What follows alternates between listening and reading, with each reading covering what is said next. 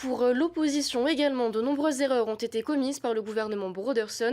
Les élus du Tapurahuir Atira et du Ahereya Porinetia ont suivi les annonces du président ce matin. Ils y réagissent dans ce reportage. Un bilan pauvre et maigre, c'est l'analyse du Tapurahuir Atira après les annonces du président. Selon le Parti rouge, les promesses de campagne ne sont pas tenues et le gouvernement Broderson est synonyme d'inaction. Ce bilan est très très pauvre et on voulait savoir comment justement le président allait tourner les choses pour nous présenter un vrai bilan. De ce qu'on a entendu ce matin, c'est comme à son habitude. Le président joue sur les mots, manipule les situations pour essayer de tirer profit d'un pseudo-bilan. Mais on voit bien, et ça n'aura échappé à personne, qu'effectivement ce bilan ne contient pas grand-chose. Il s'appuie toujours sur les mesures phares du retrait de la TVA sociale, du maintien du prix des hydrocarbures, mais à part ça, il n'y a rien d'autre. Même son de cloche du côté de Ahereya Porinetia.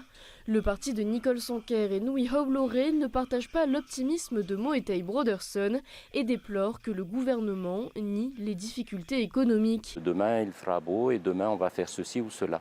Voilà ce que j'ai retenu de ces 2 heures de présentation. Le Taviné a critiqué pendant des décennies tous les dispositifs, toutes les mesures qui étaient prises par les différents partis autonomistes.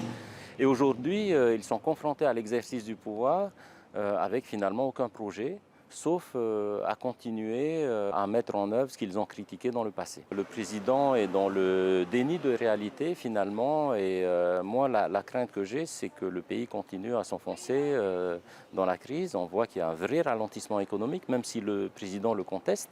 Et donc non, ça va être de plus en plus compliqué. Les élus du Tapurahuir Atira et ceux de Ahereya Porinetia attendent un virage du gouvernement lors du collectif budgétaire de vendredi prochain.